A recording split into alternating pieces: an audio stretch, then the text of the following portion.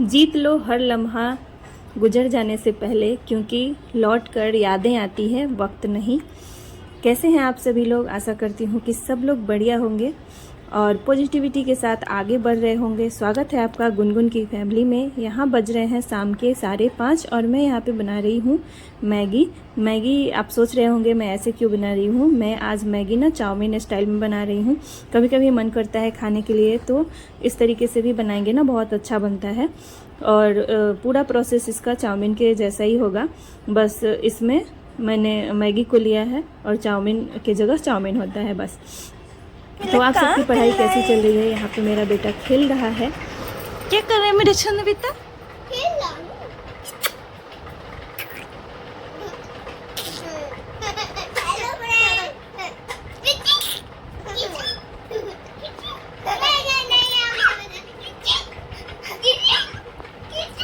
ऐसे करोगी तो ये पास आ गया।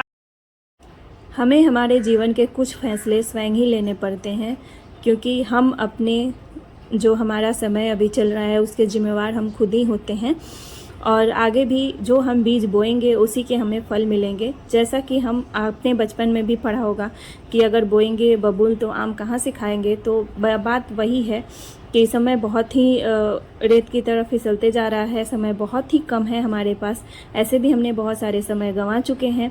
तो अभी मैं मुंबई में हूँ और मैं सीटेट की तैयारी कर रही हूँ। सीटेट एक बहुत ही सिंपल सा एग्ज़ाम है, जो कि इससे भी हार्ड एग्ज़ाम हमें टीचर्स के लिए भी देने हैं। तो ये पहला पड़ाव है, जो कि पहले बीएड करना है, फिर सीटेट का एग्ज़ाम देना है, फिर बीपीएससी 4.0 की हमें तैयारी करना है।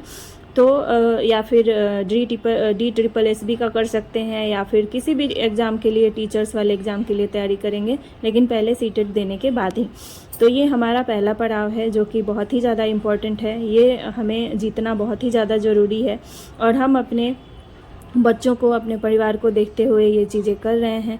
जितना हमसे हो रहा है हम अपना बेस्ट देने की कोशिश कर रहे हैं। आप सब भी वैसे ही करिए, क्योंकि देखिए ये टाइम जो जा रहा है ना, तो फिर वापस लौट के नहीं आएगा। मैंने कोट भी यही दिया है कि समय, यादें रह जाएंगी और समय वापस, फिर वक्त कभी नहीं मिलता है। वक्त तो ऐसा तमाचा देता है ना कि फिर हमें होश ही नहीं संभलता कि हमने क्या किया है और हमें क्या करना चाहिए था। तो वो हमें अफसोस नहीं होना चाहिए। बाकी के जो अभी तक हो गए हैं उससे वो बहुत है हमारे ज़िंदगी में।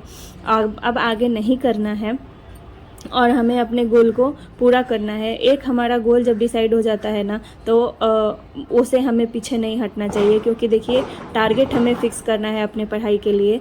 जिस तरीके से हम अपना टारगेट बनाएंगे ना, और जैसे हमने मान लीजिए रेसिपी अगर हम सोचते हैं ना दिमाग में, तो वो चीज़ हम बना के खा लेते हैं। जैसे ये मैगी मैंने सोचा था आज बनाने के लिए चाउमीन स्टाइल में, तो ये मैंने बनाया, मैंने खाया।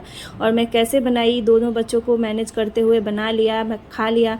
तो ये संघर्ष मैंने कर लिया। तो ये छोटा सा एग्जाम्पल है। अगर हम किसी गोल को, किसी लक्ष्य को पाना चाहते हैं ना, तो उसी तरीके से अगर हम अपने जीवन में भी करेंगे ना, तो हमें उसका आइडिया खुद ब खुद आ जाएगा। हमें उसके लिए टाइम भी मिल जाएगा, हम उसके लिए निकाल भी लेंगे, हम उसको पूरा भी कर लेंगे। तो ये चीज़ें हैं कि अपने गोल से भटकना नहीं है और अपने आप को टारगेट देना है। चैलेंज यूँ कहिए कि दे लीजिए, क्योंकि अगर हम अपना चैलेंज पूरा कर लेते हैं ना, तो हमें कॉन्फिडेंस आता है। और जब कॉन्फिडेंस आ जाता है ना, तो हमें बहुत ही अच्छा लगने लगता है। हमें लगता है अब हम जीत जाएंगे। तो सबसे पहले तो अपने मन को हारने नहीं देना है, क्योंकि मन के हारे हार और मन के जीते जीत होता है। तो कॉन्फिडेंस लेवल हमारा डाउन नहीं होना चाहिए किसी भी कीमत पे। और देखिए ज़िंदगी में सुख दुख और जो चीज़ें हैं वो आते जाते ही रहेंगे। डिस्ट्रैक्शन तो आएगी, लेकिन हमें सब कुछ झेलते हुए आगे जाना है। यहाँ पे गुनगुन के पापा ने लाया था बहुत ही अच्छा ये खिलौना समझ लीजिए, या घर सजाने के लिए भी रख सकते हैं। बहुत ही अच्छी इसमें लाइटिंग है। और ये बाबू देख करके बहुत ही ज़्यादा खुश हो रहा था रात को। तो ये देखिए वो खेलने ही नहीं दे रहा था, निकाल ले रहा था। ये इतनी सुंदर लग रही थी ना अंधेरे में ये लाइट, कि मैं क्या ही बताऊँ, बहुत सुंदर लग रहा था। और मेरे घर में इतने सारे खिलौने इसलिए हो जाते हैं क्योंकि जब भी वो ऑफिस से आते हैं ना, कुछ ना कुछ खिलौना वो लेके ही आते हैं। और कभी खिलौना, कभी कुछ, मतलब मेरा घर ना इसलिए पूरा भरा हुआ है। और मैंने अभी सोच लिया है कि कुछ खिलौनों को मुझे हटाना भी है। ये देखिए इतने सुंदर ये लग रहे थे ना रात को। ये कैमरे में उतने अच्छे नहीं दिख रहे हैं जितना कि ये रियल में दिख रहे हैं। तो बहुत ही अच्छे लग रहे हैं ये। और हमें अब एग्ज़ाम के लिए सिर्फ 2 महीने ही बचे हैं।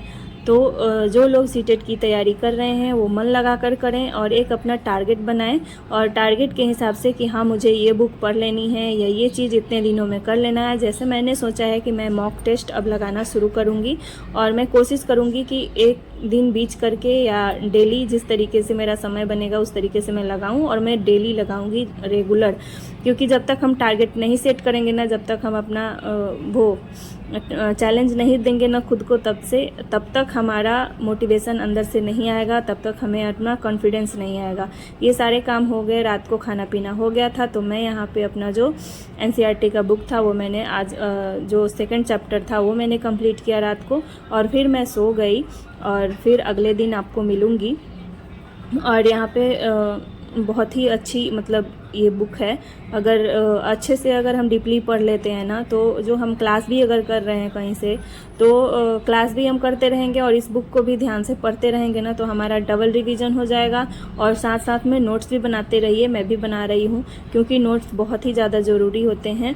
उसको हमें अगर टाइम नहीं मिलता है पूरे बुक को देखने के लिए, तो नोट्स हमें रिवीजन कर लेंगे तो हमें काफ़ी ज़्यादा हेल्प मिलेगी। चलिए मिलते हैं, बाय बाय।